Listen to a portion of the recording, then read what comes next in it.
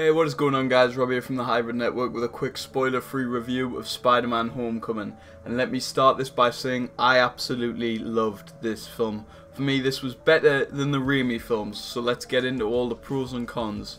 This film has a really good story. I can't emphasize how much I actually enjoyed the story of this film. It was so simplistic, and that's what made it so good. It wasn't over the complex. So we follow Peter, still getting the grips of being Spider-Man and a school kid, all while trying to impress Tony. One of my favourite parts of this is that a lot of this film is him solving minor crimes such as bike theft, which we haven't seen enough of in the Spider-Man films that we've had so far, and we've had a lot. So this is an origin story without the actual origin, which I thought was a really good way to introduce Spider-Man in his first solo film. Now Peter has a lot of confidence in the start of this film, thinking he can take on the world. I mean, he fought Captain America, so surely he's correct. But Tony points out, if Steve wanted to lay him out, he would have. Michael Keaton as Adrian Toomes is just amazing.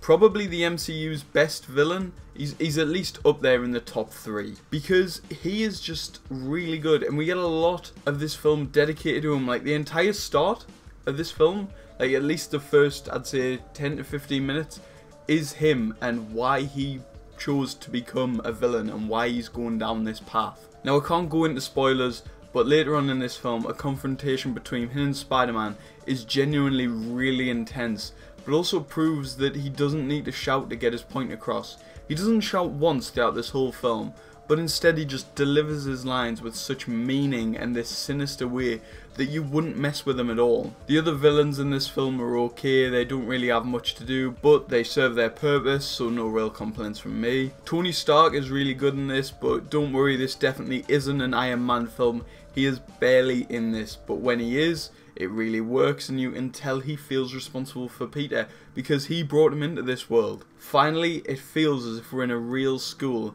and you can believe that we are in a school that would exist in the real world. Now I've got to be fair and say if there's anything that I didn't like, and some of the CG was a bit off, and it was noticeably rubbery throughout the film, and that kind of like drew me out a little bit, but not too much. I didn't really like Zendaya's character of Michelle. She just isn't likable at all, being a real angsty teen.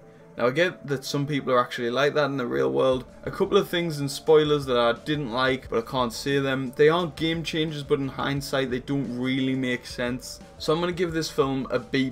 A really good film.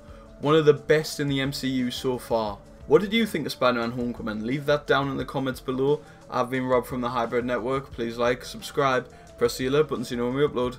Goodbye.